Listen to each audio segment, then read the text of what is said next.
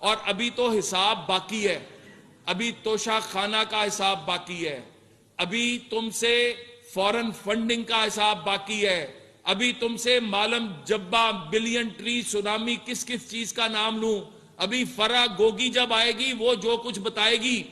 تو یہ اب ان کی کرپشن نہیں چلنے لگی.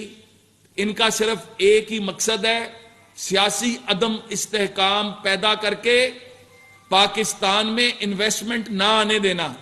جس طرح 2014 میں دھرنے دے کر چائنا کے پریزیڈنٹ کا دورہ کینسل کروایا تھا، سری لنکا کے وزیر اعظم کا دورہ، صدر کا دورہ کینسل کرایا تھا، اسی طرح آج سعودیہ انویسٹ کرنا چاہتا ہے، چائنا انویسٹ کرنا چاہتا ہے، یو اے ای انویسٹ کرنا چاہتا ہے، ٹرکی انویسٹ کرنا چاہتا ہے. کس کس ملک کا نام لوں؟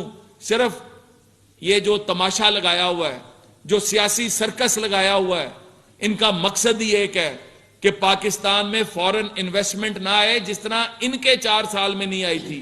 لیکن اللہ کے فضل سے آئی ایم ایف کا معاہدہ بھی ہو رہا ہے، ان کے منہ پر چپیڑ پڑ رہی ہے، اور اس کے بعد یہ دنیا کے ممالک انویسٹ بھی کر رہے ہیں. ڈالر اللہ کے فضل سے روز اب نیچے آ رہا ہے.